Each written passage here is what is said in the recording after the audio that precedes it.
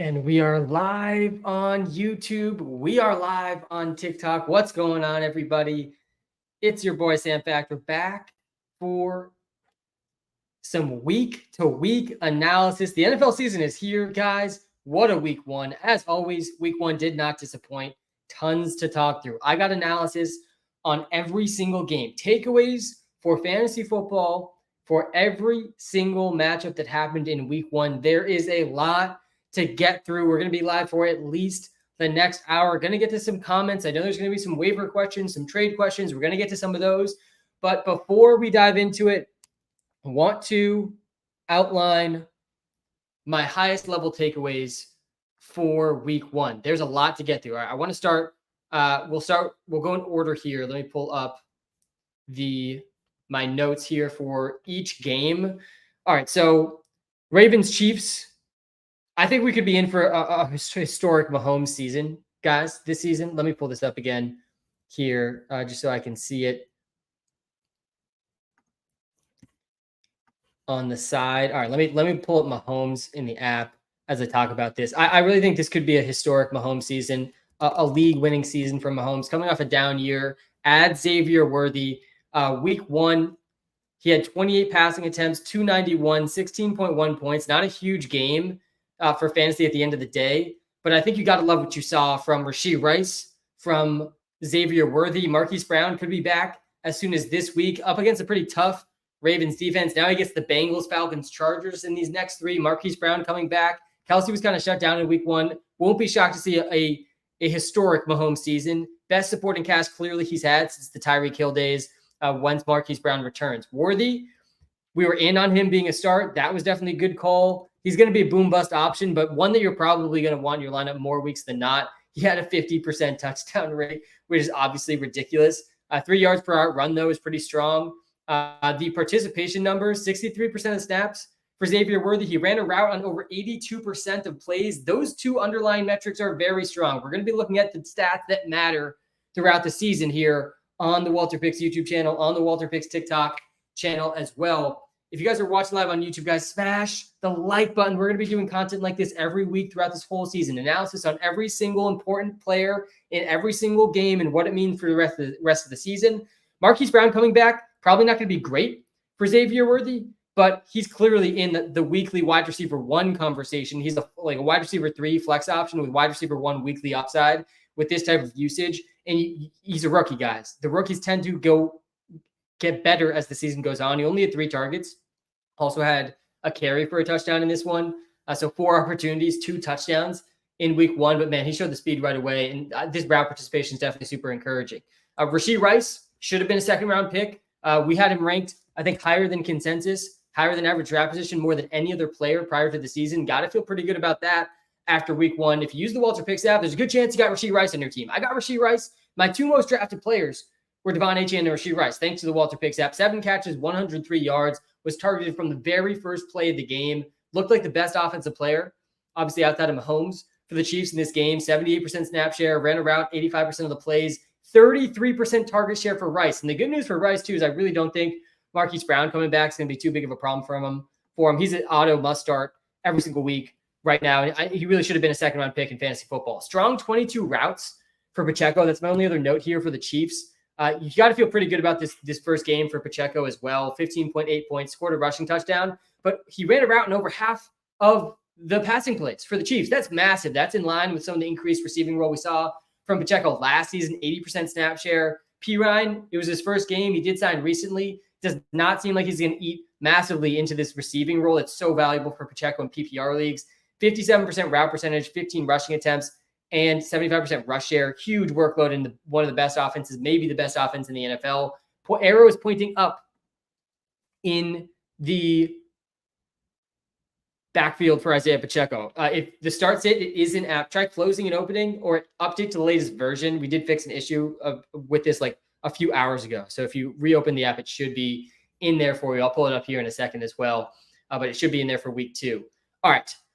Continuing on in this game. So Ravens, consider me very skeptical that Lamar Jackson can play this style of rushing the whole season without getting injured. I just don't think that the Ravens will let Lamar play this style of game every single week. He his rush share here. Let's get to the volume. Yeah, rush share. He had 50% of the rushing attempts, 16 carries, guys, for Lamar in this game. He was running aggressively. He was not sliding in this game. Consider me very skeptical that he's going to have this style all season, but it's possible that this weak offensive line forces him into more games like this, though. So something that I'm not going to be monitoring closely. Guys, if Lamar's anywhere near this the whole season, he's a top 3 quarterback in fantasy basically automatically. This was insane rushing production, insane rushing volume for Lamar in this game. Derrick Henry, he's going to be touchdown dependent as expected, but he should be fine because he'll score lots of touchdowns. Justice Hill, definitely one of the more higher priority waiver wire ads for the running back needy teams. He had a huge receiving role in this game. He only ran a route, though, on 29% of the passing plays for the Ravens, 50% snap share, but man, 20% target share, 8 total targets. I think he caught 6 of those in this game. Pretty solid PPR upside, especially in deeper leagues. If you're looking for a running back, I think he's probably the 2nd or 3rd best running back ad. I'd probably put him behind Tank Bigsby and behind Jordan Mason in terms of waiver wire running back ad, but Justice Hill is definitely right up there if you need a PPR running back. Also, really strong role for Zay Flowers in week 1 from a usage standpoint, but also like on the flip side of the volume from a targets perspective, 95% route percentage, that's expected, 25% target share, though, 10 total targets for Zay. The disappointing part was only 54 air yards. So many of his targets were right around the line of scrimmage. I think he's going to be more of a high floor, low ceiling PPR option this season. If this type of usage sticks, 10 targets is solid, high floor for PPR, but 54 air yards is trash. They ranked 45 in week 1, 45th in week 1, despite the 10 targets. The air yards were not there. The upside really wasn't there for Zay. He's definitely capable of making big plays without the air yards, but you'd like to see him a little bit deeper down the field like he was last year oftentimes. Those are all my takeaways for the Chiefs-Ravens. On to the next game, Packers versus Eagles. So first of all, good luck guessing which of these receivers is going to go off on a week-to-week basis. Starts at nightmare for the Packers receivers. This week it ended up being Jaden Reed. Obviously, everything's changed on this offense until Jordan Love is back, though. None of these guys can be started. Jaden Reed was wide receiver 1 in week 1. Only receiver, I think they went over 30 points. Did this on just an 18% target share, but a ridiculous 6.6 yards per route run. Had a couple big plays in this game. I think it's going to be really tough to predict week to week which of these receivers is going to go off. Is it going to be Jaden Reed? Dontavian Wicks is probably still going to have his games. Christian Watson scored a touchdown. He had 3 end zone targets in this game. He still has a high weekly ceiling. And then Romeo Doubs is going to be involved as well. Tucker Kraft, he's ahead of Musgrave. He had 28 routes, Tucker Kraft, to Musgrave's 8. Like, this one's not even close. Kraft is clearly the lead tight end. Despite coming into this game questionable with a back injury, Kraft dominated the tight end snaps. 95% snap share for Tucker Kraft in this game. And he, let me go to the targets here. Yeah, he had 3 targets. I think Musgrave only had 2, but didn't catch either of them. But yeah, he ran 19 routes to Musgrave's 8. So not even close in this game. 19 routes. I had 28 written down my notes. Interesting discrepancy there. Either way, he more than doubled the routes that Luke Musgrave had. Tucker Kraft is the Packers tight end you want. Donuts for Musgrave and Wicks, despite a combined 5 targets. Strong route participation, though, and snap share for Watson. One of the bigger takeaways for me in this game is maybe Christian Watson is past this hamstring stuff. Christian Watson, looking at the underlying numbers for him, I was pretty encouraged. 63% snap share, 75% route participation. That doesn't seem like a player that is hobbled by anything anymore. I really expected something much less than this heading into week 1. I thought the Packers would play it really safe, ease Christian Watson in. That's not what they did. He ran around 75% of the pass plays. I'm much more bullish on Christian Watson after this game. Again, once Jordan Love comes back, this entire team cannot be trusted in fantasy without Jordan Love. I will not start any of these receiving options. The only player you can start on the Packers until Jordan Love comes back, which sounds like it could be anywhere from 4 to 8 weeks, probably in the 4 to 6 range, most likely. The only guy you can start is Josh Jacobs. That's it. I will not start a single other player on this team in fantasy. I will find another option. Josh Jacobs, 20 routes in week 1. Josh Jacobs, this was an extremely encouraging week 1 for him. He started a little slow, a bit inefficient at the very beginning of this game, but you got to love the start. 76% rush share. That ranked 4th best in the NFL. He also had a 9.4% target share, only finished with 12.4 fantasy points because he failed to score a touchdown. But the volume was there, guys. He played 73% of the snaps. He ran a route in over half the pass attempts, 76% rush share, plus 3 targets. The routes were there. He had 20 routes. Emmanuel Wilson only ran 10. Emmanuel Wilson was more efficient than him, but yeah, Josh Jacobs is definitely a high floor guy, even with Malik Willis starting. Josh Jacobs' volume could even go up right now with the situation for the Packers. Sorry, that's all I got for that game. All right, let's get to starts it. Let's get to a couple questions here. Oh, sorry, I'll turn subscriber only comment mode off. That was my bad. TikTok live. We're live on TikTok and YouTube, by the way. YouTube is live is a better viewing experience. If you're watching live on TikTok, come to the YouTube live.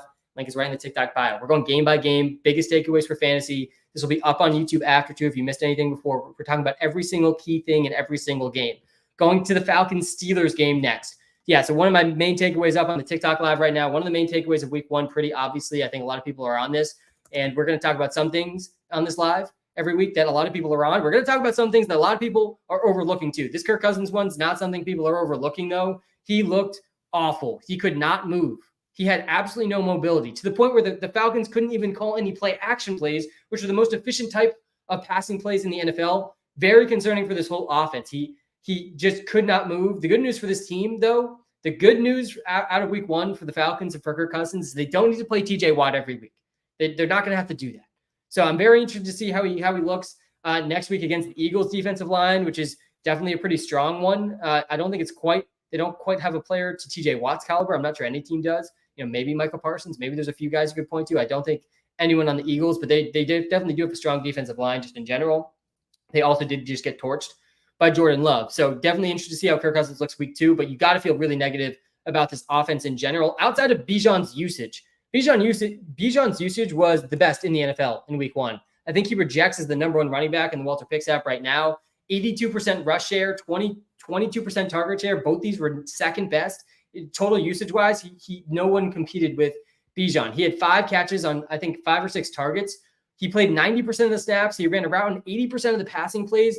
Massive volume. This is Christian McCaffrey type stuff. 22% target share. Absolutely insane. Bijan's locked in as a top 5 fantasy running back. He absolutely has a chance to be the number 1 overall running back. Feeling good about my analysis preseason about taking him anywhere in the first round. I think he should be feeling pretty good outside of the Kirk Cousins stuff. That there's definitely some systemic risk in this offense. But the good news for the Falcons with the systemic risk stuff is they did spend an early draft pick on a quarterback who is an older rookie in Michael Penix. They definitely have at least something to fall back on that's not Malik Willis like the Packers, where you just can't start any Packers players outside of Josh Jacobs now. Okay. The very rough start for second round pick Drake London. I'm not ready to hit the panic button fully on him, though. Again, the Kirk Cousins stuff is definitely concerning. Drake London, 3.5 points, PPR points in week one, just 2 catches for 15 yards. He did play 100% of the snaps, did run a route. This is obviously wrong. He didn't run around on over 100% of the plays, but 100% route participation for him as well. The air yards, only 24, only a 13% target share. It's really tough to consider him a must start in week two, which is a brutal thing to say as a second round pick. I'm still not fully panicked on him. I'm not going to sell low on Drake London, but definitely a horrible start. About as bad as it could get. 2 catches on 3 targets. It's going to be really tough to bench him early in the fantasy season. I'm going to be in this position in at least one of my leagues, but it is tough to consider him a must start at this point. Ray McLeod led this team in targets. I think he is worth an ad in deeper PPR leagues, but man, Ray McLeod cannot lead this team in targets many more weeks. That would be brutal to watch.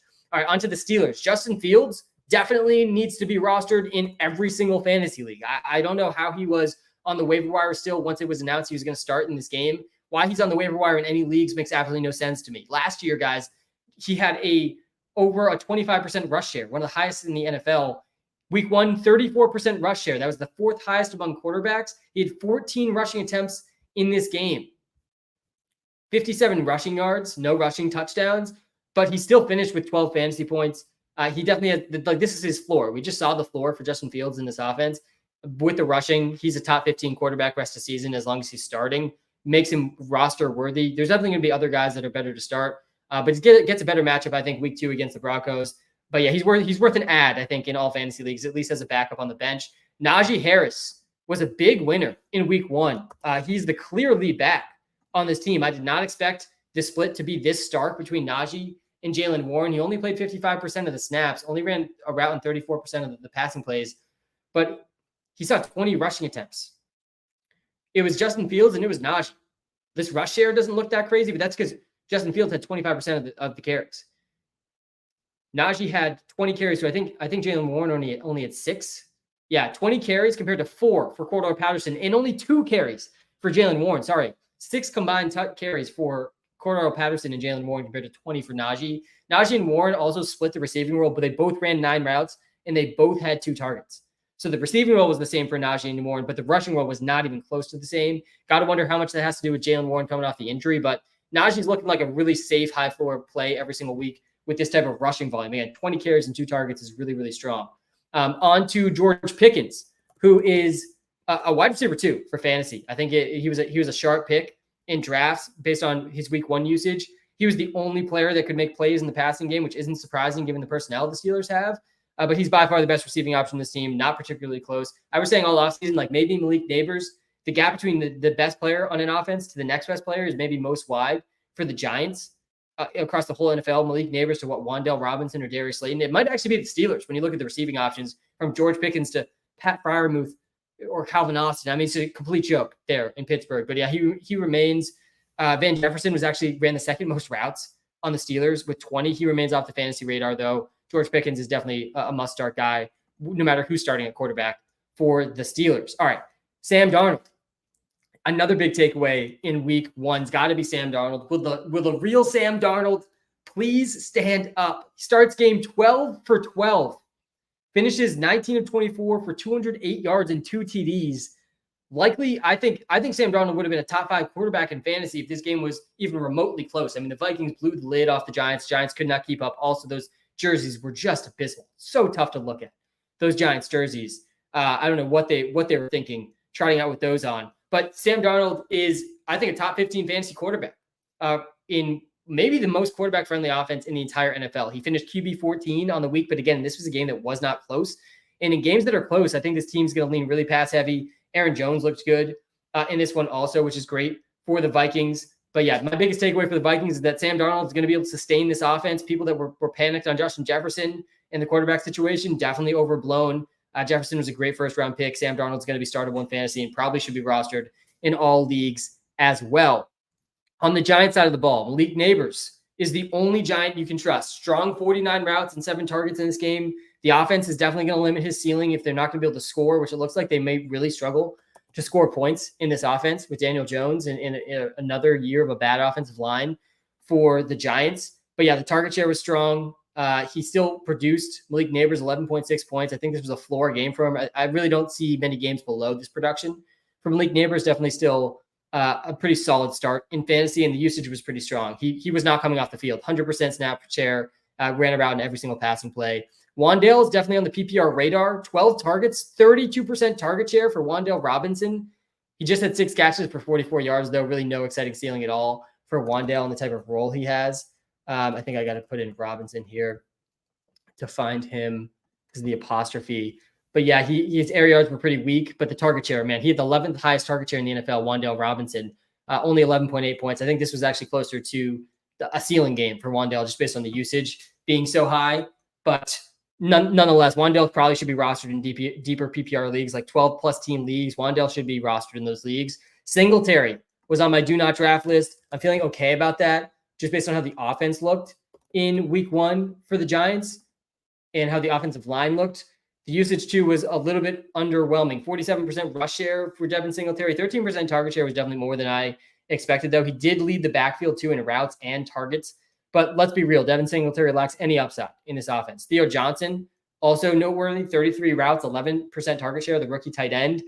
To Bellinger's just 6 routes and 3% target share. So clearly top tight end in this offense is Theo Johnson. Doesn't really matter much in most leagues because, again, this offense is not good. But noteworthy that Theo Johnson was the clear lead tight end, similar to Kraft being the clear lead tight end over Luke Musgrave. Should I be scared for Drake London? Yeah, we just touched on Drake London. Yeah, you absolutely should be scared. I don't think he's a must start heading into week 2. I think he's going to be really tough to bench as a second-round pick. Like in my league that I have him, I'm probably not going to bench him. But he absolutely isn't a must start right now if you have other good options based on his abysmal week 1 performance and how bad Kirk Cousins looked.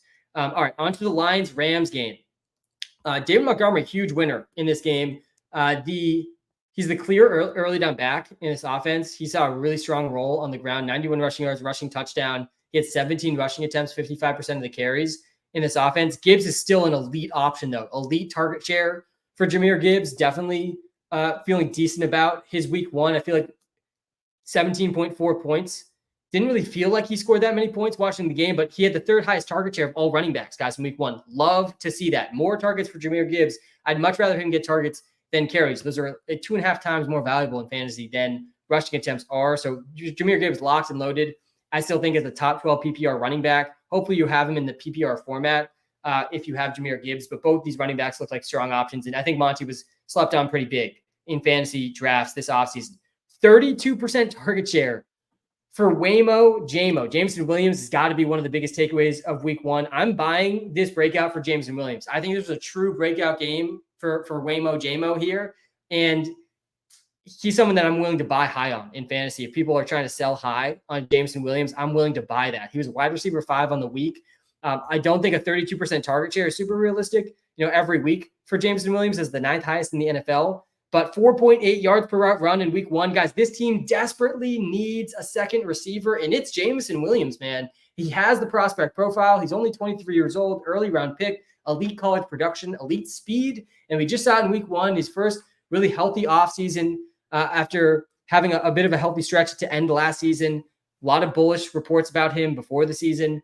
Everything's aligning for Jameson Williams to just smash expectations this season. He's on track, I think, to be a league winner. I'm buying the hype after week 1 on Jameson Williams. I think he's borderline must-start territory, borderline top 24 receiver. I think we got him ranked right around wide receiver 30 now, rest of season. One of the biggest climbers in the rest of season rankings in the Walter Picks app, which you can see. By the way, if you haven't downloaded the Walter Picks app yet, do not know what you're waiting for. Like, you're just at a disadvantage in your fantasy league because the other people in your league that are smart, they're probably using the Walter Picks app. So you got to use it too to at least keep pace with them. It's a free app. It's the best way you could possibly support me. Download the app in the YouTube description, in the TikTok bio as well. The premium subscription is also well worth it. It's going to help you with player props as well. That great week 1 for the Walter Picks player props. But yeah, Jamo is definitely someone I'm buying in on and that you got to feel good about, obviously, after week 1. I don't think this is just a flash in the pan week 1 thing for Jameson Williams if he stays healthy. On the other side of this ball, also Khalif Raymond, last note on the Lions, clear wide receiver 3, 22 routes run, no targets. This target share is going to be super consolidated around the top 5 guys.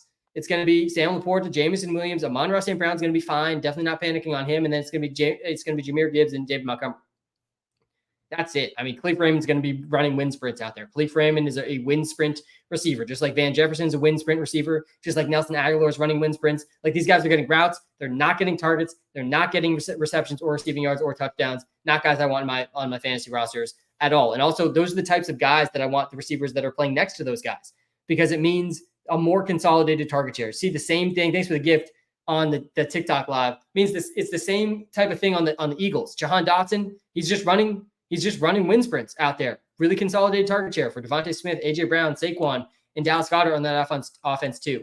All right, on the other side of this ball, I mean, hopefully Puka Nacua is able to come back. Definitely seemed like that injury went underreported. Do you think that injury heading into the game and in the preseason was related to what happened in the game? Really tough to see for all the Puka Nacua people out there that drafted him in the end of round 1, beginning of round 2. Rough start for your fantasy season. Hopefully he's able to come back and help you down the stretch.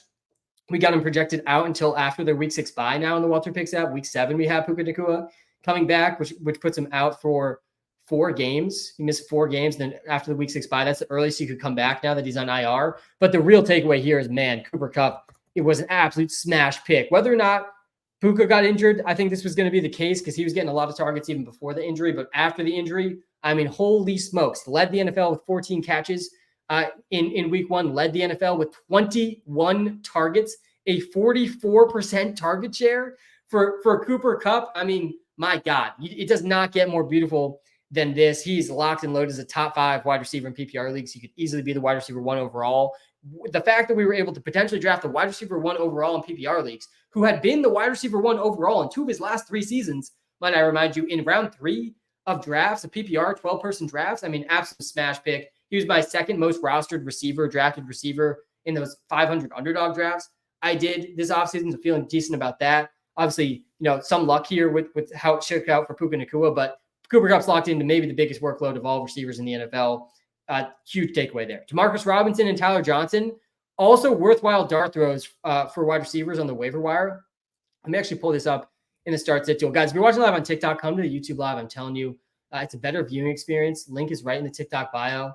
Let me pull up Tyler Johnson here and Demarcus Robinson. Both had similar roles in this game. We got Demarcus Robinson projected a little bit ahead of Tyler Johnson in week 2 against the Cardinals, this could be a really, really high scoring game. Looking at their week 1 production, Tyler Johnson had more fantasy points, more yards, much lower snap percentage, though. Exact same amount of targets, less routes. So he was out there running less routes, mostly because probably this is just Puka. When Puka was in, Tyler Johnson wasn't. Puka went out. They were pretty comparable from then on. It's hard to differentiate between these two. I think both are pretty decent ads. I think both are like not bad flex options in PPR leagues, especially against the Cardinals in week 2. Both Tyler Johnson and Demarcus Robinson are probably worth a pickup if you need a receiver off the waiver wire. All right, last note on the Rams. Man, I mean, Blake Corum, huge miss for me. At least feels like after week 1. I'm hopeful that his role will still increase, but I think the bull case is pretty much toast for Blake Corum already, which is brutal. He was my most drafted running back on Underdog. I thought his ceiling, I thought Blake Corum heading into the season was the highest upside handcuff in all of fantasy football, which I no longer think is the case. I no longer think that's the case. I think played one. Did he play one snap? He didn't play a single snap on offense. He was out there for some kickoffs. Ronnie Rivers was ahead of him, though. That's the most concerning thing. Like, if he played no snaps and Kyron Williams just had 100% snap share, be a lot less concerned. But the whole bull case on Blake Corum is that he was the highest upside handcuff in fantasy. We didn't expect standalone value for Corum, so I don't care about that. But if Kyron Williams does get injured, it does not seem anymore like Blake Corum is just going to suddenly be this smash league winner, top 5 running back that I thought he would be if a Kyron injury happened. It seems like he's going to, at best, split time with Ronnie Rivers, which is just so much tougher to get exciting about. I don't know if he's even worth a roster spot at this point. I do think he'll play a little bit more as time goes on. I was pretty surprised he played 0 offensive snaps, but yeah, really tough to be in on Blake Corum. Guys, if you're just tuning into the YouTube live, smash the like button. Also, this video is going to be up on YouTube. If you missed the earlier part of the live, I'm going game by game. I'm going to be doing this every single week. All the important things to take away from each game will be talked about on this live stream. We're talking about routes run, we're talking about target share, snap percentages, we're talking injury analysis. Everything that matters for the rest of the season will be discussed on this live stream every single week. So we just talked through the Lions-Rams game. Now we're on to I still think Corum, by the way, in deeper formats, 12-plus team leagues, I still think you have to hold on to him. But in 10-team leagues or less, I think he's droppable. Tutu, by the way, Tutu Atwell, pretty surprisingly, only ran 4 routes. He was clearly behind Tyler Johnson. Also, Jordan Whittington is a distant 5th option.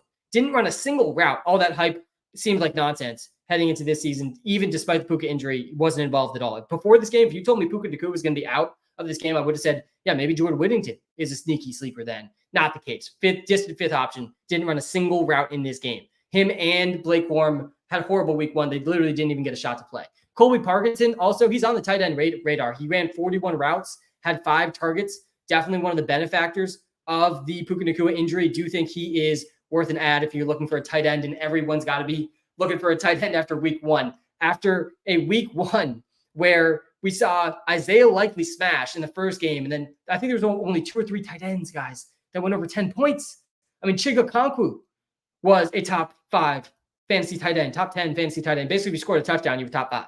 Kyle Pitts had 2 catches, 3 catches, finished top 5. Absolutely ridiculous stuff from the tight ends in week 1. Definitely don't think that's going to stick, but so many of the tight ends flopped. All right, speaking of tight ends that flopped, let's go to the Jaguars game here. Evan Ingram, definitely suspect week 1 performance by him. Evan Ingram, let me pull this up because, I mean, this had to have been, if you put this week 1 performance into perspective of Evan Ingram's last season. Evan Ingram in this game, he ran a route on 70% of the plays. He still had a solid 21% target share. Like, that's pretty encouraging. 15% of the air yards, not terrible for a tight end. He played 36 snaps, only 68% snap percentage, but 4 targets, 1 catch. Going back to last season for a second, he didn't have a single game last season under 4 catches. Only 1 catch for Ingram in week 1. Do not think that's going to stick, but man, what a brutal week 1 performance. I think Tank Bigsby, second highest priority ad off the waiver wire this week for me after Jordan Mason, who's not available in all leagues. Bigsby is available in most leagues. He's got to be one of the highest priority ads. 7.3 fantasy points in week 1, 6.1 yards per carry. By far the best game of this young running back's career. Only 23 years old. He was horrible last year, guys. He averaged under 2 yards a carry last season. Let me pull this up really quick. Yeah, sorry, under 3 yards. 2.6 yards per carry last season. He was abysmal. That's why he was not finding his way onto the field. But in week 1, played a third of the snaps. Not a huge receiving role, but he did a lot with his 12 rushing attempts. He saw almost half the carries, guys. they were giving Tank Bigsby more work because of how efficient he was. He was more efficient than ETN. Got to think he could eat more into that workload. And at a minimum, Tank Bigsby, after week one of the highest upside handcuffs in fantasy if ETN were to get injured, if he can maintain any level of this efficiency in this offense. And if ETN goes down, I think he's also probably the next best receiving back on this team. He had the same amount of carries as ETN, but was much more efficient. 6.1 yards per carry for Bigsby versus 3.7 for ETN. Just 1 week. Don't want to overreact, of course, to week one. I don't think it's going to take that much to get Tank Bigsby off the waiver wire. I wouldn't spend more than 25% of the fab budget. But to me, he's the second highest priority off the waiver wire if you're looking for a running back after Jordan Mason. ETN, definitely still the preferred receiving back, though. 14 routes, 3 targets for ETN compared to 4 routes, 0 targets for Bigsby. That's going to be the saving grace for ETN this season. Still definitely nervous for him, though, after this game. ETN was one of the biggest fallers in the rest of the season rankings in the Walter Picks app after week one because of this massive rush share and role and efficiency for Tank Bigsby. Sticking with this game for a second, really tough to take any major takeaways from this one. Also worth noting here, the Jaguars threw the ball 21 times. That was the lowest among week one, all teams other than Anthony Richardson and the Colts. Trevor Lawrence threw the second fewest passing attempts in the NFL, only 21. That ranked QB 30. Wild stuff, man. With this play calling with the Jaguars, they were leading most of this game. Has me pretty nervous about this whole passing attack if they're going to be this run heavy in positive game scripts. I also won't be surprised if this is one of the lowest passing attempt games for Trevor Lawrence this season. But man, tough to start Trevor Lawrence right now if they're only going to throw the ball 21 times in a game. Again, this was second fewest in the NFL after only Anthony Richardson. On the Dolphins side of the ball, man, Achane hit. And he hit really strong in week one. This is exact type of Jahmyr Gibbs type usage we were hoping for Achane. Finished as the third best running back on the week. Had a rushing touchdown, only 24 rushing yards. Wasn't super efficient on the ground, but he was the third best receiver on the offense. 7 catches, 76 yards. It went Tyreek Hill, Jalen Waddle, and then Achane. It was really clear what they wanted to do in the passing game. Really smart passing game philosophy for the Dolphins. He ran a route on over half the passing plays for them. 40% rush share. That was up from last season. So the rush share went up. The target share went up. This is the exact bull case for Achane. The problem was he did pick up an injury. He's questionable for week one, did not participate in practice today. I'm actually going to this Thursday night game. I'm going to be posting a video prior to the Thursday night game since I won't be able to go live since I'll be at this game. I was really looking forward to watching Achane in person, but probably not going to happen or might not happen. Truly questionable for this one. Anyways, regardless of the injury, he's going to be fine. In a 3-week view, he might miss this week. Got to feel really good about this usage in the receiving game for Devon Achane. Also, Mostert played really bad. Only 1.5 yards per carry for Raheem Mostert. You got to think that incentivizes the Dolphins to get Achane, increased usage, get Jeff Wilson. Maybe Jalen Wright gets involved too. But Achane usage definitely really strong after week one. Jonnu Smith also, I think he might have some spike weeks in this offense. They definitely schemed him some targets in this game. He didn't do too much with them, only 1.7 points. But he did run a route in 40% of the passing plays, only 5% target share. Just noteworthy that he was the clear top tight end. I think his floor, though, is clearly close to 0 points. Only 2 targets on 16 routes, but 3 targets for Durham Smythe and Julian Hill. They ran 14 routes. So Jonnu Smith led this team in routes and targets in the tight end room, but this is also a 3-way tight end room. Durham Smythe, Julian Hill, and Jonnu Smith all ran around 15 routes and had a few targets in this game. So a little less exciting in the tight end room than I was hoping for Jonnu. Still think that we might get a couple spike weeks, though, from him with the yak. All right, that's the Jaguars-Dolphins game. I'm going to get some of these comments, too, get some of these questions coming up. Once we get through every single game, we got maybe we're half the way through here, through each game. Again, this will be up on YouTube after if you miss any of the games. Terry or London, yikes. Yeah, both super, super bad week one performances. I think I'd probably lean London over Terry, but that's one I'd have to think through a little bit more. All right, so Bills versus Cardinals. James Conner, a strong 17 routes and 4 targets in this game. Definitely really, really strong usage for James Conner in week one. 64% rush share, 13% target share. Also had 3 carries inside the. Oh, sorry, I'm looking at James Cook here, not James Conner. But yeah, both guys comparable usage. 19.3 points for James Conner. Pretty bad efficiency on the ground, but the target share is super encouraging for him. Trey Benson off the fantasy radar, but probably still worth a roster spot. He did get some run at least in this game, unlike Blake Corum. But he also was playing behind Amari DeMarcado. So similar to Blake Corum, like even if James Conner gets hurt, is Trey Benson really the smash top 5 running back that we hoped he would be as a handcuff? I'm not so sure. I think DeMarcado was probably going to mix in there too.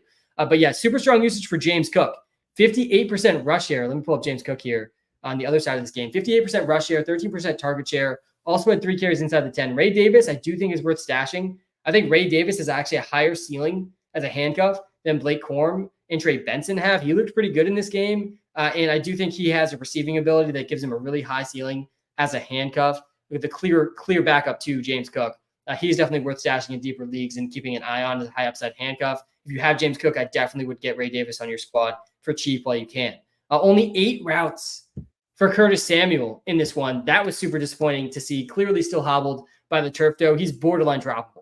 I think Curtis Samuel was borderline droppable. Like, I would not knock you for dropping Curtis Samuel. He's dealing with turf toe. This is something that could easily linger the whole season, and he's impossible to trust in your starting lineup right now. And there's like, what's the real ceiling if he's going to be dealing with turf toe all season? I'm not so sure. The hope would be that him playing not that much. Again, he only ran 8 routes in this game. You got to hope that he gets a little healthier, with his limited usage. But Curtis Samuel's well off the fantasy radar, and I think is borderline droppable. Dawson Knox, 12 routes and 2 targets to Kincaid's 21 and 2. Kincaid, another super disappointing tight end week 1. Definitely not going to overreact to the week 1 for him. Only a 9% target share. He had 1 air yard in this game, only 2 freaking points, but the defense definitely was very focused on taking him away. I expect much bigger gains for Kincaid. I'm not really panicked. He did run a route in 87% of the passing plays, 83% snap share. It's not like Kincaid was coming off the field for Dawson Knox. It was more so Dawson Knox just coming on the field to play alongside Kincaid. That's a lot less scary of a situation. I definitely think Kincaid's locked and loaded as a must start, and I would not trade away Kincaid. If anything, I'm buying low on Dalton Kincaid after this week 1. I think this is one of the more clear buy low opportunities just based on the snap percentage and route rate that he had, and the obviously horrible fantasy output that he had. The Bills also, guys, they only threw the ball 23 times despite playing the Cardinals. This is honestly probably my biggest takeaway from this game that I think is really noteworthy for this whole offense, and is maybe a case against buying Kincaid and a case against all these receivers. Because first of all, they're going to spread the ball around a lot pretty clearly, but the Bills, guys, they only threw the ball 23 times. This ranked 27th in the NFL, bottom 5 in the league in pass attempts, despite playing the Cardinals and they were losing the whole first half. They were losing the whole first half. They really weren't winning until like the fourth quarter of this game, and they still only threw the ball 23 times. This is a run-first team, ladies and gentlemen. That is fine news for Josh Allen because it's a huge part of the rushing attack. He had 39 rushing yards in this game, had 2 rushing touchdowns, also an insane 8.7% touchdown rate. Like, Josh Allen's going to be fine. But the pass catchers, they might be a little bit more boom bust than you want on a run-first team. James Cook is definitely locked and loaded with a really elite floor. Josh Allen, huge floor, huge ceiling. Josh Allen, guys, in the last 4 years, I think it is, he's been a top 3 quarterback all four of those years, and he's been the number 1 quarterback in points per game 3 of those 4 years. Looks like he's locked and loaded for a top 3 season again. But yeah, really noteworthy that they only threw the ball 23 times despite trailing and it being a negative game script most of this game. This team's going to spread the ball around a lot too. So I don't know about any of these other receivers. I still think Kincaid's going to get his most games, and this is a down week for Kincaid. But Keon Coleman, Mac Hollins, I'm not too excited about. Marquez Valdes-Scantling, no thank you. Khalil Shakir, I don't think is going to be super consistent. I don't think you can expect much consistency from any of these receivers. Really the only 2 players I expect to be having a high floor every week, James Cook, Josh Allen. And again, I do think Kincaid might rise in future weeks when he gets a little less attention, just based on his route participation and snap share. All right, Panthers versus Saints. This game was over before it started. 43% completion percentage for Bryce Young. Man, it does not seem like this year 2 leap is going to happen if week 1 is any indication. Not like the Saints defense is even expected to be like that great of a defense. 43% completion rate for Bryce Young. Absolutely brutal. Miles Sanders also was more efficient than Chuba Hubbard in this game. That was brutal for Chuba Hubbard. We had him projected really strongly for week 1 based on volume projection, but that didn't come to fruition. Hubbard is not a must start. He's really honestly in the must bench territory at this point. Xavier Legette, I think, is a very intriguing ad. He's available in a lot of leagues. He was a first-round pick this NFL draft. He had 112 air yards. That ranked top 12 among receivers in week 1. 24% target share for the first-round rookie wide receiver who's on every single waiver wire. He's getting these air yards from Bryce Young, so it's hard to get too excited. But Xavier Legette, 23 routes compared to 25 for Thielen, 24 for Deontay. He's clearly locked and loaded as one of the top 3 receivers. He also led the team in targets with 7. I think he's worth an ad. Also noteworthy, Jatavion Sanders, rookie tight end, 23 routes, but only 1 target. He's probably better left on waivers. The whole fourth quarter, by the way, in this game, basically a preseason game. The Panthers suck. Saints are not actually this good. I don't think either. That's one of the takeaways from this game as well. Like all the Saints stuff from this game. Like I'm a huge game for Alvin Kamara, Rashid Shaheed. It's just hard to expect that type of production to continue for the whole Saints team. This Panthers defense is abysmal, and they also lost their best, arguably their best player on the team, and definitely their best defensive player was injured and maybe out for the season. Their star defensive tackle. So brutal spot for the Panthers defense. They're definitely going to be one to attack in fantasy this season from an offensive standpoint. Guys, if you're watching live on TikTok, come to the YouTube live. It's a better viewing experience. Link is right in the TikTok bio. If you're watching live on YouTube, smash the like button, hit the subscribe button. We're going to be doing this every single week, breaking down every single key thing from every single game, everything you need to know for fantasy. We're already over halfway through the games. We're going to be live every Sunday morning, every Thursday night, not this Thursday night. I'm going to post a video before the Thursday night game this week because I'm actually going to the Thursday night game. But every other Thursday night, I'll be live heading into the week, giving you the Thursday start sit analysis, free picks, free prop picks. We got, I think, we're 3 for 5 in the free prop picks so far. This season, not a bad start. Came pretty close on those 2 that missed as well. The other ones all smashed. But yeah, let's keep going here. All right, I'm going to get to some comments too, I promise. I'm going to get to some comments here in just a few minutes. What's happening with CMC? Yeah, I mean, CMC stuff was brutal. Let's actually just jump ahead to this game because Jordan Mason, he's a top 10 fantasy running back without CMC. I don't think we have some of this data for Mason yet. Let me just pull up Jordan Mason, though. I think we might have some game logs in here for Mason. Yeah, we do. I mean, a 74% rush share. That was top 7. 22.2 fantasy points. That was RB5. Like he just got the CMC role basically right off the cuff, and he was super efficient against a good Jets defense. 5.3 yards per carry for Jeff Mason. Jordan Mason. He's the top ad of the week. I think Jordan Mason, he could be this year's Kyren Williams. If anyone is going to be this year's Kyren Williams after week 1, it's Jordan Mason. It sounds like Christian McCaffrey has a chance to come back next week, but honestly, I don't expect him back next week. I think week 3 he probably comes back. I would not trade Christian McCaffrey. It is important to remember, is Gibbs a problem? No. I mean, what do you mean? Gibbs was a top, I think he was running back 13 in PPR points. Gibbs had a 22% target share, top 5 among running backs, exactly what you want to see for Gibbs. I'm definitely still very in on Jahmyr Gibbs. Christian McCaffrey is not a guy to trade away. It's important to remember, guys, the way that fantasy football works, the only thing that matters is the fantasy football playoffs, assuming you make it that far. So obviously that's why Jordan Mason's a massive ad. I think Jordan Mason's going to help a lot of people make the fantasy playoffs by helping them win week 2 and maybe week 3, week 4 if McCaffrey's injury prolongs or gets re-aggravated. But I think it's still most likely that CMC's the smash player in the fantasy playoffs, and that's extremely valuable, not to be underrated. So no, I wouldn't trade CMC away because I want to win in the fantasy playoffs when it matters most, assuming I make it that far. It's only when we get like halfway through the season and like I'm really not looking like I'm going to make the playoffs, then in those situations, I'm willing to just trade away my star injured players than try to make the playoffs. Because obviously it doesn't matter how good my team is in the playoffs if I don't make the playoffs. But again, remember, fantasy football performances, they matter by far the most weeks 15, 16, 17 in the playoffs when it matters most. That's just how the format works. That's how we play the game. All right. On to the Seahawks and Broncos game. Josh Reynolds, Courtland Sutton, clear top 2 receivers on the Broncos. Both ran over 35 routes. I had Courtland Sutton on my do not draft list for basically this exact reason, exactly what we saw in week 1. Huge usage for Courtland Sutton. 163 air yards, second most in the NFL. 29% target share, top 15 in the NFL. Good underlying metrics. Was out there every single snap. 95% route participation. 91% snap share. 40 routes. Was the 7th most in the NFL. Still 7.8 points. Guys, what is the real ceiling for Courtland Sutton? What's the real ceiling? I think we saw it last year. He had a career-high 10 touchdowns, didn't even average more than 12 fantasy points per game. He's 29 years old. He's never averaged more than 14 points per game in an NFL season.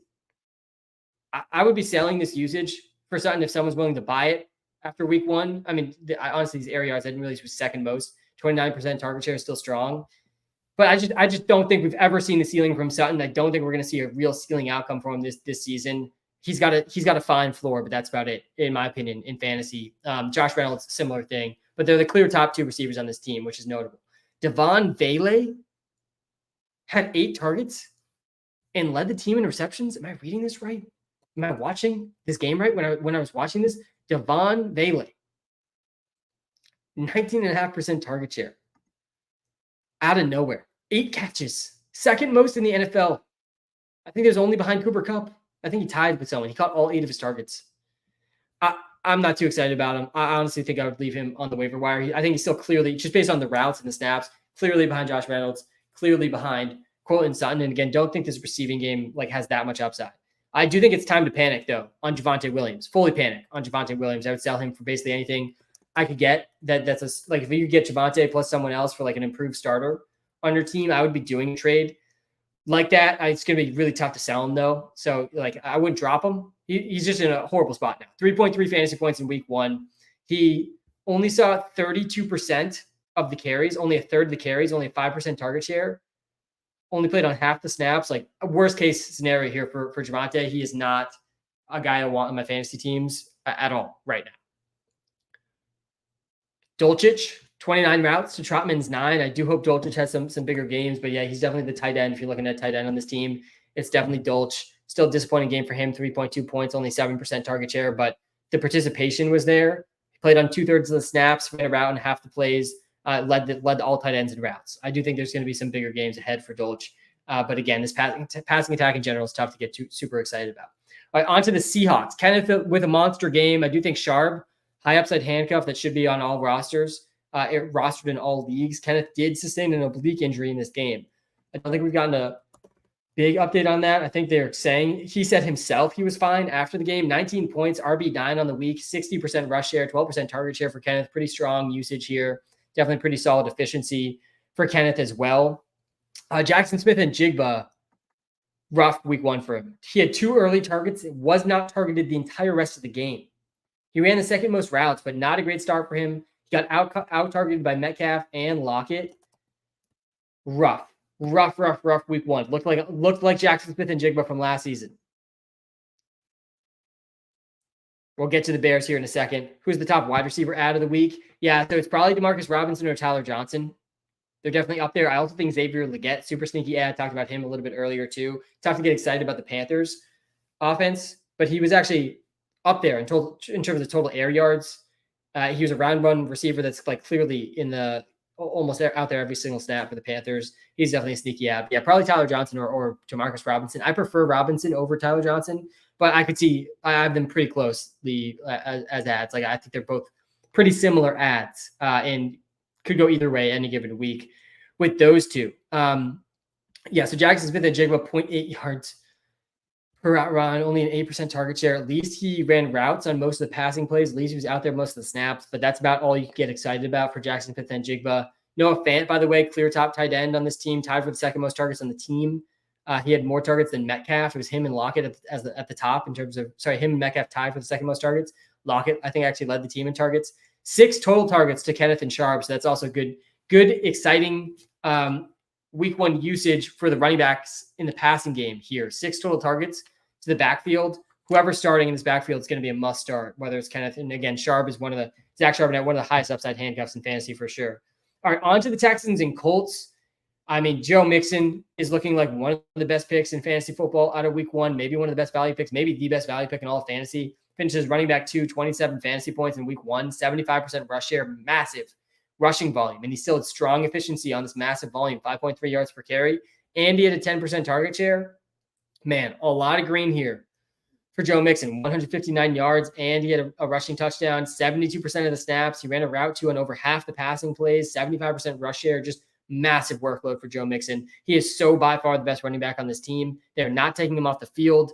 He's locked and loaded as a top 12 running back in fantasy football. All 3 wide receivers for the Texans were right around 30 routes and right around 7 targets. Each of these guys is going to have a big weeks. Probably 2 of the 3 guys every single week are going to have massive weeks. And there might be an odd man out every single week that disappoints each week. Nico led in target share. He's definitely the safest of the group. I'm definitely buying low on Tank Dell if I can. It's going to be probably tough to do that. But Tank's usage was actually pretty strong. He was really close to a big touchdown too. I think Tank Dell is still in pretty strong start territory. Dameon Pierce is the clear running back too. Akers was a healthy scratch. I do think that's notable. Pierce is actually, to me, a pretty high upside handcuff, probably worth a bench stash in 12-plus team leagues, but he's obviously not startable. No standalone value for Dameon Pierce, but it was notable that Cam Akers was a healthy scratch. Dameon Pierce did at least something with his touches. He wasn't dust out there when he did get involved. To me, he is 5.3 yards per carry. So he did show some burst on his limited touches. Only a 7% rush share for him, but he's definitely a high upside handcuff for sure moving forward. Especially if Mixon at his age is going to get this big of a workload. Certainly notable there. All right, the Colts, extremely run heavy. No team threw fewer passes than the Indianapolis Colts. This is the exact reason I had Adonai Mitchell as they do not draft, because he's going to be the third receiver on a run-first team once Josh Downs comes back. He was actually the third receiver in week 1, even without Josh Downs, because Pittman and Alec Pierce led with routes run. Guys, they only ran 18 routes. This is one of the most important things to understand when looking through these games and looking through a lot of the data. Like route participation and target share and air yard share matter a ton, but not all target shares are created equal. Not all route participation is created equal, right? Like Pittman ran a route on basically every single play. He was out there basically every single snap, but he only ran 18 total routes. I mean, there were receivers, guys, that ran 40 plus routes in week 1 that doubled Michael Pittman's routes run. 18 routes, ranked 77th among receivers. There were 76 receivers that ran more routes than Michael Pittman in week 1. He still had 8 targets, 42% target share for Pittman. He's going to be fine. But these ancillary receivers, Alec Pierce, especially when Josh Downs comes back, Adonai Mitchell, not going to be able to start these guys in fantasy. Pittman, clear wide receiver 1, really the only receiver that can be trusted from week-to-week basis. I honestly think Adonai Mitchell is unlikely to be on the fantasy radar at all this season, especially once Downs returns. I would not knock you for dropping Adonai Mitchell for someone with more upside at this point. Again, extremely run-heavy game, even though the Colts were leading and this game was a close game at times. They were playing from behind, still a super run-heavy game script with Anthony Richardson. Anthony Richardson also still showed some inaccuracy deep downfield, which is also kind of a problem for Adonai Mitchell. He missed one really close deep play. JT, strong 18 routes, but no targets. Do you think the receiving role will improve for JT as the season goes on? Also had a strong 16 carries. I think much better games ahead for Jonathan Taylor, just based on his usage and how much he was out there. Let me pull this up here quick on the YouTube Live. Again, we're live on TikTok and YouTube. Come to the YouTube Live for a better viewing experience if you're watching live on TikTok. I'm sharing my screen on YouTube. I can pull up comments on YouTube as well. We're going to get to a bunch of the comments too coming up here in rapid fire form in just a few minutes. But yeah, JT, 95% snap share that led all running backs in the NFL. He ran about on 95% of the passing plays. That also led all running backs. JT is an obvious buy after week 1. Didn't have a huge fantasy day, only 10.8 points, but the underlying usage was arguably the best of any running back. He's on a run-first team, and he's going to have some good receiving days too if he's out there for every single passing play. So yeah, I feel pretty good about JT. Feel pretty good about Anthony Richardson. Feel fine about Pittman. I think all the other receivers are basically droppable, though, with how run heavy this offense is going to be. All right, on to the Commanders and Bucks game.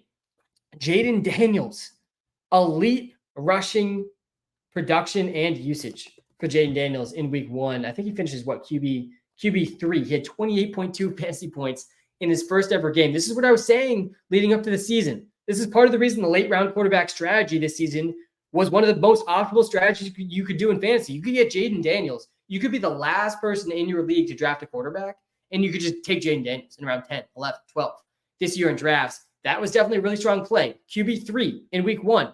He had a ridiculous, let me show you his rush share. 53% rush share in week 1. By far number 1 among quarterbacks. He had 16 rushing attempts, which actually matched Lamar Jackson's rushing attempts. 88 rushing yards and 2 rushing touchdowns.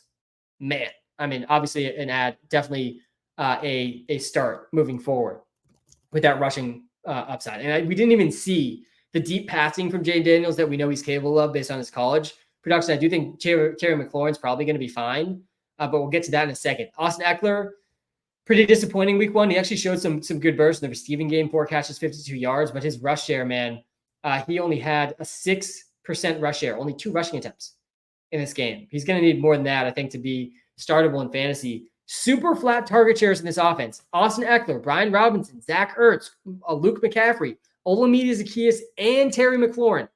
How many guys did I just named? That was 7 different players. 6 different players on this team. All had 3 or 4 targets.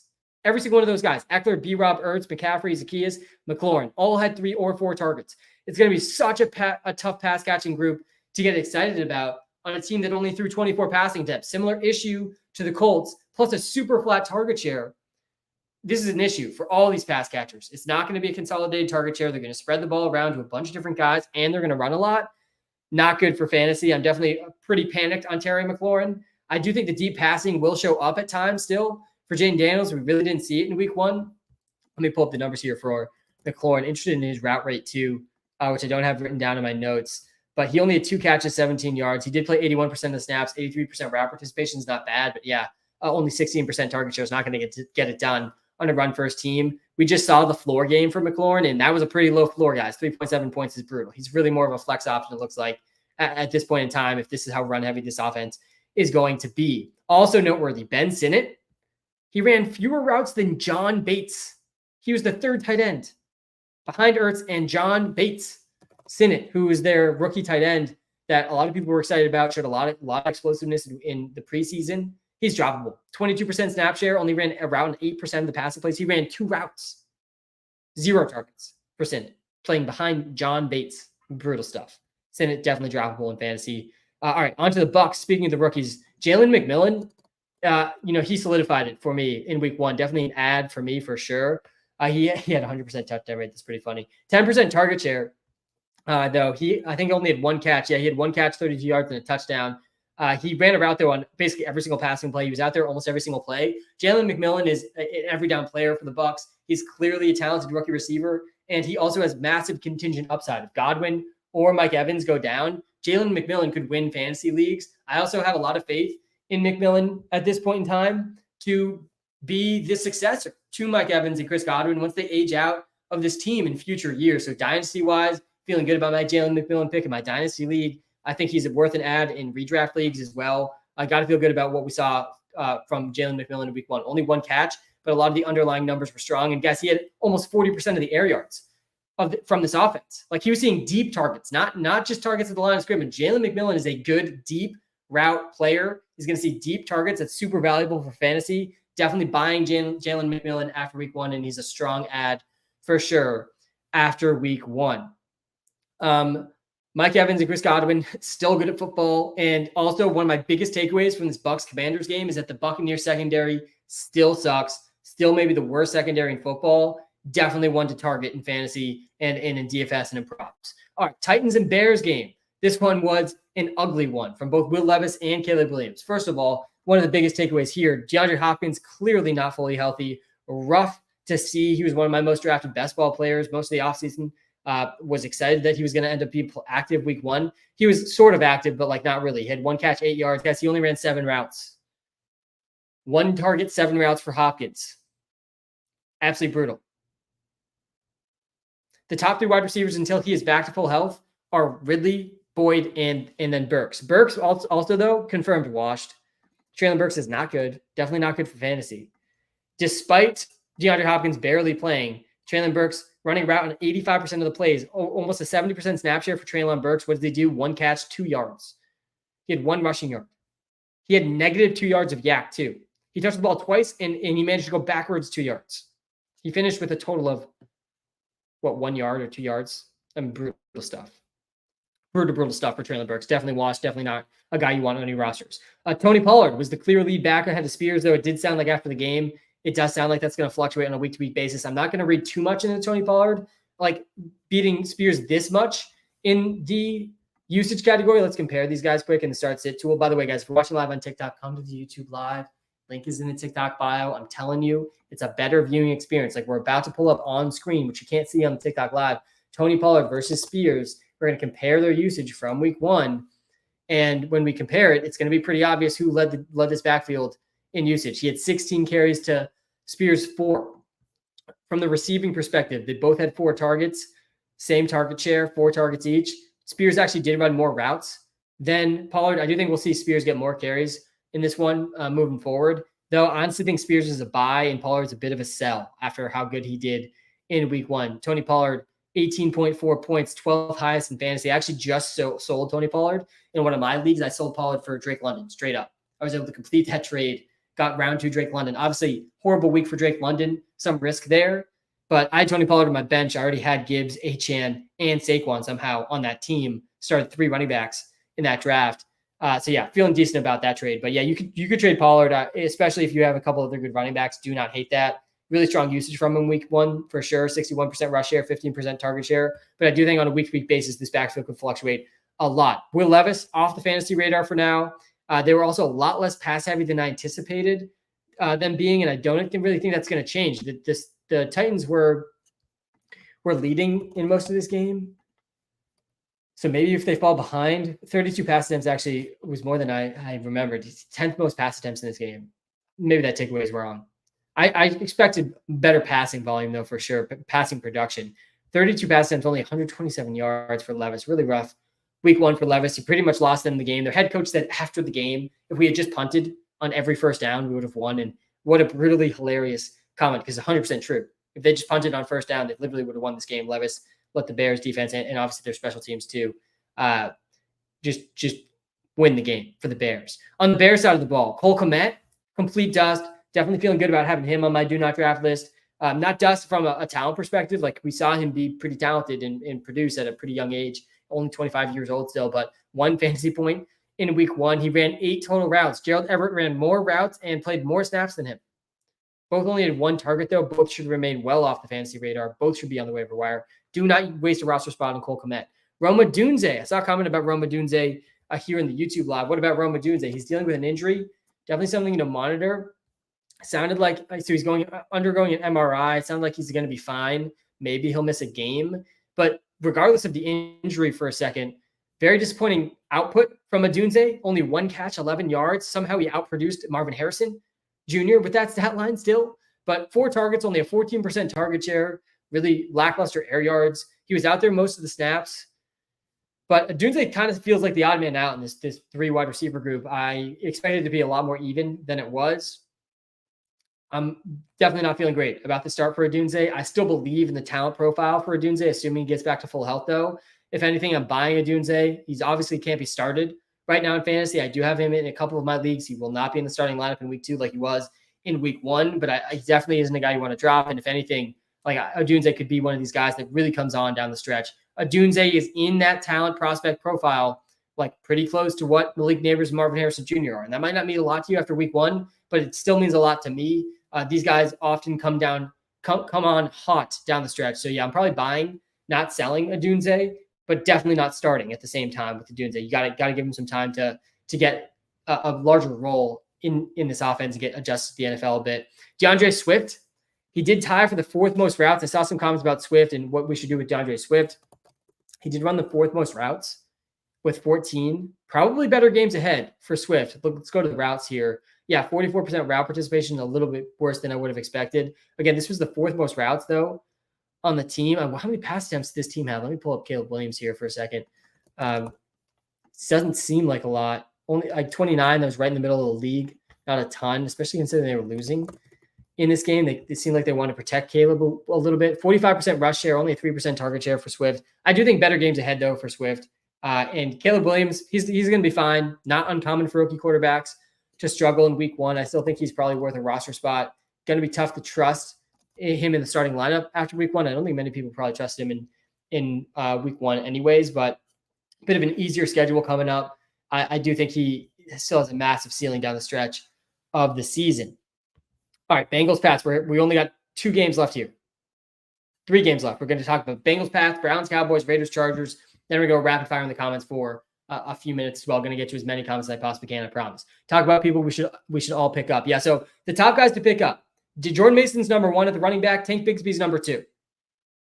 Jordan Mason, Tank Bigsby, I think, are the 2 biggest running back ads. I also think Bucky Irving's an ad after what we saw from him in week 1. Dameon Pierce sneakily is a high upside handcuff as well. And then Ray Davis. All of these guys are high upside handcuffs. Not tons of standalone value likely. Not guys you can start, but guys that are an injury away from winning leagues. Jordan Mason obviously can be started and can help get you to the playoffs if CMC misses any more games. That's a little bit of a different case. Jordan Mason, I think, is the highest priority ad in all fantasy. Had to add a week 1. As many games as CMC misses, Mason's going to be huge for you winning those weeks. He's the most likely guy to be this year's Kyren Williams. I'm not super panicked on CMC. I'm definitely not selling him, but it sounds like he's pretty likely to miss week 2. On the receiver side, Jalen McMillan is definitely a guy I'm adding. Tyler Johnson and Demarcus Robinson also adding both those guys from the receiver position. All right, let's keep going game by game here. So the Bengals Pats. Turns out pissing off your top two receivers all preseason, pretty bad strategy. Pretty bad strategy to do that in the NFL. Not going to bode well for them moving forward either. T. Higgins clearly hates the organization. He suddenly sat out after saying he was the best he's felt heading into a season just a day before. Jamar Chase ended up playing, but this team just felt not ready to compete in week one. They lost to one of the worst teams in the NFL. They made the Pats look pretty good. I do think the Pats defense was underrated heading into the season. That's also a takeaway from this game. Mondre Stevenson definitely proved me wrong, at least in week 1, 2. Had a huge workload in this one. A must-start guy for fantasy for now. Still a little skeptical that the touchdowns will be there every week for Mondre Stevenson on this offense. But also a clear takeaway for me out of this game, Zach Moss, clearly the preferred back over Chase Brown. What part of my fear about the Chase Brown hype that he was getting a little bit before the season was, to me, Zach Moss was the clear goal line back between these two guys. I mean, we've seen Zach Moss be an effective goal line back in the past, and that really showed up in week 1. He had 14 points compared to Chase Brown's 5, 61 yards compared to Chase Brown's 23 on the ground. He's played 64% of the snaps compared to a third of the snaps. For Chase Brown, he saw all the red zone work, 9 carries to 3 carries. Yards per carry, he was more efficient. He also had a better red zone role, like I said. And he also ran more routes. He was better in every single phase of the game, more opportunity and better in every single phase of the game compared to Chase Brown in week 1. So yeah, definitely Moss over Chase Brown. Pretty clear, I think, after week 1. Still think Chase Brown maybe has a little bit more of a pass catching ceiling than Zach Moss has because he's fast, like a little bit faster, a little bit younger. But I mean, other than that, it's clearly Moss over Chase Brown. Chase Brown is not a guy you can drop, but he's definitely not a guy you can start. I feel pretty comfortable starting Zach Moss in most leagues now. By the way, also, I was super curious heading into this game, especially if Jamar Chase didn't end up playing, but he did.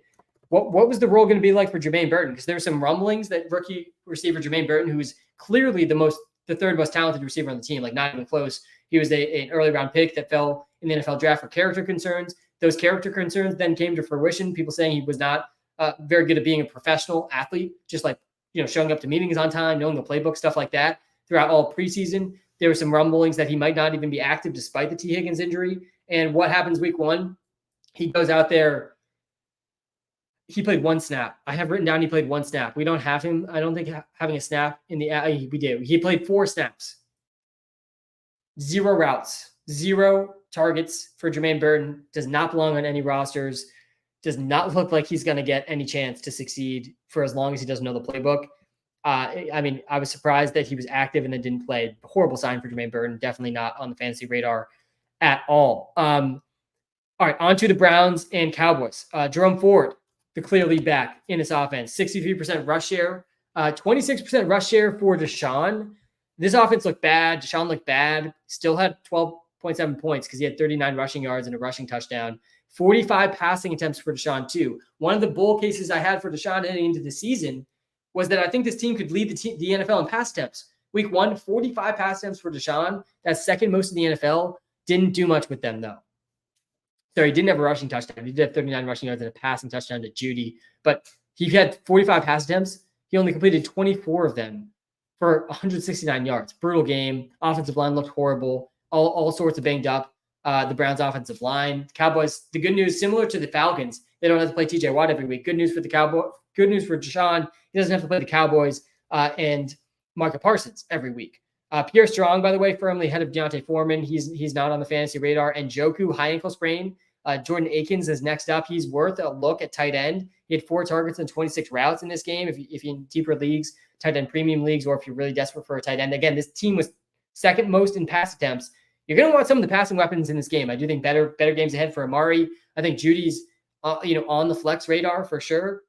And then Jordan Akins, I think, is on the tight end radar, back end of the tight end 1, tight end 2 range. Top 24 tight end. Cedric Tillman, distant number 4, not a relevant player for fantasy. On the Cowboy side, CeeDee Lamb. This might end up being, when we look back at the end of the season, this might end up being CeeDee Lamb's worst game of the season. And that's a pretty good worst game of the season. He still had 13.6 points. He had 5 catches, 61 yards on 10 targets. A strong 32% target share for Lamb. Didn't score a touchdown. This game didn't end up being close. So that's part of the reason he didn't really have a ceiling game here. But man, you got to feel good about CeeDee Lamb after this one with a strong target share and strong role. Tolbert, by the way, is wide receiver 3 after Brandon Cooks. Jalen Tolbert, I think, can remain on the waiver wire. Tough to get too excited about him after week 1 being firmly behind Brandon Cooks. Jake Ferguson sounds like he avoided a serious injury. Sounds like they expect him back as soon as next week, if not probably the following week. That looked like it could have been pretty bad at one point. Seems like he's going to be fine. Zeke and Dowdle, they both ran 11 routes. They combined for 3 targets. Zeke did start and get 2 more carries. It's going to be impossible to start Zeke or Dowdle though, with this even of a split in this backfield and how pass heavy they're going to be and how much the passes are going to funnel towards CeeDee Lamb, Cooks, and Jake Ferg. Zeke and Dowdle are not startable. But Zeke seems like the preferred guy over Dowdle, at least for now. Raiders, Chargers, last game to talk through here. We talked to every single game, everything that matters. There's definitely a few noteworthy things in this game too. Raiders, strong usage for White on the ground. Let me pull this up. Strong usage for Zamir White, who is on my do not draft list because he's a touchdown-dependent running back on a Gardner Minshew-led offense. He had the 15th highest rush share in the NFL in week 1. 59% rush share. What's he do with that? 4.6 points. Running back 45, 3.4 yards per carry. He also had a 6% target share, a couple targets, 1 yard per reception. Lackluster efficiency. He ran 9 routes, caught both his targets just for 2 yards. Guys, Zamir White is a touchdown-dependent running back. And without touchdowns, that's going to be pretty tough. He is not a startable player in fantasy. I hope you listened to me and did not draft Zamir White. I'm not going to victory lap, too early in the season, but Madison had 22 routes. He had 6 targets. He's clearly the preferred receiving back, and he was more efficient on the ground too. Definitely panic time for Zamir White. Brock Bowers is the wide receiver 2 on this offense. He led the team with 8 targets. Pretty strong performance from Bowers. I actually think he was near the top in tight end fantasy points, which was not saying much. Yeah, Bowers was tight end 3, guys, in week 1 in PPR fantasy points. He was one of the only tight ends over 10 points, 11.8 points. I don't think he scored a touchdown. One of the few tight ends to be top 5 without a touchdown. 6 catches, 58 yards on a team high 8 targets, 25% target share. Wheels up for Brock Bowers, a rookie tight end starting as tight end 3 in fantasy, guys. Buy Brock Bowers if you can. He's the wide receiver 2 in this offense. He's an elite receiving prospect. One of my bold takes heading into this season was that the actual wide receiver 1 in this NFL class was Brock Bowers. It's not Marvin Harrison Jr. It's not Malik Neighbors. That looks like it has some legs after at least 1 week. Trey Tucker, by the way, clear wide receiver 3. He ran 31 routes, just a few less than Devontae Adams. He's definitely worth an add in deeper formats. I could see him having some Rashid Shaheed type spike weeks. Minshew, by the way, surprisingly efficient in this game. I definitely didn't expect this out of Minshew, who I bashed a lot this offseason. Part of the reason I was avoiding a lot of this offense was Minshew. He ends up having the 9th most pass attempts in week 1. Not a huge fantasy day, but he did have 257 passing yards, and he did complete almost 75% of his passes. 76% of his passes, 7.8 yards per attempt, too. Not that bad for Minshew, at least in week 1 here. It makes me wonder, about this Charger secondary, which has really struggled in the past at times. But yeah, definitely surprisingly efficient game from him. He should be able to sustain fantasy relevant players, fantasy relevant pass catchers. And Brock Bowers, Devontae Adams, Jacoby Myers, maybe Trey Tucker, and one of these running backs too out of the backfield.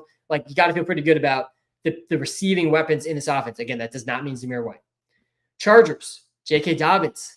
Every time we've seen J.K. Dobbins on the field, he's looked good. Dobbins, if he's available on your waiver wire, he's probably a higher priority add than all the guys we've talked about. I would add J.K. Dobbins probably actually over Jordan Mason if he was available. Because J.K. Dobbins, not only could he help you make the fantasy playoffs, he might actually just be the lead back for this team the whole season. 22.9 points. He was RB4 in week 1. Strong 12.5% target share. A pretty weak 37% rush share, but you got to think he earned a bigger role after this week 1 performance. 135 yards and a touchdown, a couple of really big runs in this game. He ran a route on over half the passing attempts too for the Chargers. That's super strong out there for 60% of the snaps. Bigger games ahead, I think, for J.K. Dobbins, definitely usage-wise as well. He had 3 catches too in this one. Dobbins definitely arrow pointing up for him. Expect more work versus Gus Edwards moving forward. I don't think Gus Edwards is startable right now. Dobbins also led the backfield in routes with 13 and 3 targets. Gus ran only 5 routes, 1 target. Gus Edwards is a touchdown-dependent running back, and he's not the best running back on the team. That's trouble, big-time trouble for Gus Edwards, especially in PPR leagues. All right. We talked through every single game. Let me get to some of these comments here before we wrapped up. We did that a little over an hour. Not bad. Will Jameson Williams' emergence hurt Amon-Ra? No, Amon-Ra is going to be fine, but I do think Jameson Williams is going to be a league winner. I'm definitely in on Waymo JMO.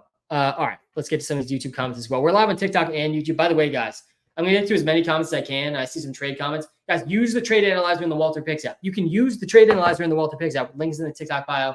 Link is in the YouTube description for free. And if you sync your league, you pay for one of the premium subscriptions, which are well worth it, like way underpriced, if you ask me, in the Walter Picks app. You can literally sync your league. I'll show you in a second. You can sync your league to the app. I'll show you on YouTube. Again, if you're watching live on TikTok, come to the YouTube Live. Better viewing experience on the YouTube Live.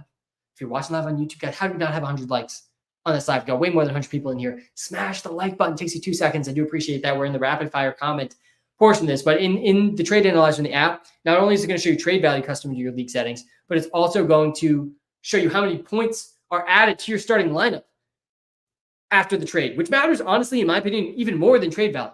Trade value is just this arbitrary thing that tries to tell us like how much are these players worth in future trades, which, you know, means something. But really what I care about is how many points I'm going to score. And that's what the Walter Picks app trade analyzer shows you custom to your settings. And the other thing I really like about the trade analyzer is you can also filter it to just look at the playoff weeks, which again is kind of all that matters, assuming you make it that far. Love that as well. 2-0 in my leagues, thanks to Adam and premium subscription. Let's go. So worth it. Thanks, Sam. Let's go. Love to hear that. All right. Who wins this trade? Hollywood Brown, DJ Moore, and Ridley for Ayuk and Waddle. Let's do this one in the trade analyzer here. Again, we're going to get to the bunch of comments here now in this portion of the live. Again, this will be up on YouTube after the live stream ends. I analyze every single game and the biggest takeaways, what it means for fantasy rest of season in every single one of these games, route participation, target share, air yards, snaps. We talk about everything that matters the most for fantasy. We also talk about passing attempts. Guys, target shares, not all target shares are created equal. I might have to make a shirt that says that because it's so true. A 25% target share for Alec Pierce does not mean that much. They only ran 18 routes in that offense. They only had 18 passing plays. All right, what was this trade? We got Hollywood Brown, Marquise Brown, who hasn't played a game yet. I still think the ceiling is there, but he's probably going to be a boom bust type of option. DJ Moore, pretty strong in week one from him. Clear top Bears receiver, and Ridley. I think Keenan Allen might actually out targeted him, but I think I prefer DJ Moore still. All right, and then we got Ayuk and Waddle. This Waddle side's going to win. Wow, it's pretty close. Pretty fair trade. Again, this is the type of thing that you want to sync your league and see how this actually affects your starting lineup. Because if you're starting all three of these guys, this is a fair trade, first of all. This side's getting the best player in the trade, really the best two players in the trade, but DJ Moore is pretty comparable to Ayuk the Bazooka. I do think Calvin Ridley's an interesting buy low after week one. Only 3 catches, 50 yards, but he ran around every single passing play. Was out there almost every single snap. And look at these air yards. Look at the air yards for Calvin Ridley. He's a buy for sure. Third most air yards in the NFL in week one. He had a 26% target share, and he had the third most air yards. He had 71% of the team's air yards. All of the valuable targets went to Calvin Ridley. Absolute buy. Clear buy. Buy Calvin Ridley for sure. Are you trading Kupp away in a dynasty league? Thinking an elite young receiver? Jackson, if you're in tank mode, yes. You got to know in Dynasty if you're in tank mode or win now mode. Because if you're in win now mode, you got to keep Cooper Kupp and you got to go for the win. And you got to analyze your league. If you're in win now mode, you shouldn't trade Cooper Kupp. Because I think people often fall into the trap. They try to do both. They try to win now and build for the future. The problem is if another team just tries to win now, they're going to beat you. And you're not going to win now. So you're going to do the suboptimal version of both those things. Either tank or win now. If you're winning now, keep Cooper Kupp. If you're tanking, definitely sell Cooper Kupp. Go get one of these elite receivers, especially some of these elite receivers that struggled week one. Roma Dunze, Marvin Harrison Jr., even Malik Neighbors. Even a guy like Jackson Smith and Jigba, who's probably super cheap after week one. Sam, I traded away Worthy for Ayuk. Good or bad trade? Great trade. That's a great trade. Traded Achane and Zay for JT and Godwin. Yeah, I like that. I think I like that. I think I'd take JT straight up over Achane after week one. I think JT has much bigger games ahead. I mean, I like the usage PPR-wise for Achane, but you got to feel good about JT's role. He did not come off the field, really. He had the highest snap share in the NFL week one among running backs. Thoughts on Dobbins? Yeah, he's one of the highest priority ads if he's available. Sam, how we doing? We doing fantastic, man. Doing absolutely fantastic. I do have to run here in a couple of minutes. Swift and Tank Dell after week one. I do think better games ahead for Swift. I think Tank Dell is one of the more obvious buy low candidates. Every single week, I think we're going to see two out of the three of these receivers smash, and one of them kind of disappoint. This week it happened to be Tank. He was a few inches away from a massive touchdown, though. So I'm buying Tank and I'm holding DeAndre Swift, not selling. But I do think better games ahead for Swift. Sam, 0-1. Should I trade away Ingram and Spears for Cup? The guy that has Cup has Ferguson. Yeah, if you can get Ferguson and Cup for Ingram and Spears, that's like a real thing on the table. Definitely do it. Well, there's just Ingram and Spears win. Yeah, I would take a Cooper Cup. I think I would do it. Also, I'm interested if it adds points to your lineup. I think I would definitely do this. Thoughts on Jonathan Brooks for when he comes back? Yeah, Jacob. I mean, I was really excited. It's hard to be super excited after that week 1 Panthers performance. Still think he's in for a massive workload. I still won't be shocked if Jonathan Brooks wins leagues down the stretch, but definitely he got knocked here in the rest of season rankings after week 1 with how bad this offense looks. Like part of the bet on Jonathan Brooks this season was the Panthers, being a normal offense, and it did not look like that in week 1. Watson or Fields? Yeah, that's a really tough one, honestly. Let's see actually here for next week, Watson versus Fields. I think I lean Fields personally after what we saw from the Browns, but Deshaun also had the second most pass attempts in the NFL. Yeah, it's Fields. It's Fields over Deshaun. That's brutal to look at, man. Brutal, but it's probably facts. I'm picking up Tucker Kraft from waivers and dropping Juwan Johnson. I'm dropping Blake Corum and adding Madison. Thoughts? Yeah, 14-man PPR. I think it's fine. I think dropping Corum is fine. I'm gonna have to drop him too in a bunch of leagues. I drafted him way too much in best ball. Can't drop him there, obviously. The whole bull case for Corum, though, and again, like I'm still gonna root for Corum because I'm on all my best ball teams. But in redraft leagues, the whole narrative on Corum was that he was the highest upside handcuff in fantasy. I believed it. I think we were wrong. I think we're wrong about that. If he's playing behind Ronnie Rivers, let's just play out the scenario. The bull scenario for Corum is that Kyron Williams suffers an injury or misses time, and Corum smashes as top 5 running back in fantasy. I just don't think that's going to happen. If he's behind Ronnie Rivers now, he's at best probably going to split touches with Ronnie Rivers in that scenario. He needs 2 injuries. Basically, every running back needs 2 injuries. Like, there's so many running backs 2 injuries away. Yeah, I just don't think he's worth a roster spot based on week 1. I'm hopeful he'll get a slightly bigger role, but Madison might just straight up be the number 1 running back on a run first team, and he's the primary pass catcher too for the Raiders. Like Madison almost might not have the same issue as Amir White because he's not going to be as touchdown dependent because he's going to catch passes. So yeah, I'm fine adding Madison over Corum. It's a sad L to take this early in the season, and I'm hesitant to declare the end of Corum so early because he's a rookie, but it just seems like the bull case is all washed away for Blake Corum. Should I do Ingram and Spears or Ingram and Hubbard? Yeah, definitely Ingram and Hubbard if you can, for sure. Should I think about trading Cooper? Amari Cooper or Cooper Kupp? 2 very different situations. It's going to be tough to trade Amari Cooper for anything. Drop Ridley for Dell or Dell for Jameson. I might drop Ridley for Jameson. I do think Ridley's a buy, though. How is Jameson Williams in the waiver wire, man? That must be a small league. If you have Kyron Williams, I'm okay holding on to Corum. That's probably the only case where it makes sense. But even still, again, like if Ronnie Rivers is splitting with Corum, you're kind of just burning a roster spot. Thoughts on Bucky Irving? Definitely a good week 1 from him. Definitely a high upside handcuff. Like Irving, clearly a higher upside handcuff than Corum, I think, after week 1. 30% rush share for Irving, 10% target share, 9.6 fantasy points without a touchdown. 6.9 yards per carry. Must add Bucky Irving for sure. Guys, that's my time. I'm going to be posting a video Thursday about the Thursday night game and the start sits there because I'm going to be going to that game, and I'll be live, of course, Sunday morning as well. Make sure you follow the TikTok and subscribe to the YouTube so you don't miss all the content we're posting daily during the NFL season. Guys, thank you for your time. Time is the most valuable thing we have. Thanks for spending some time with me tonight.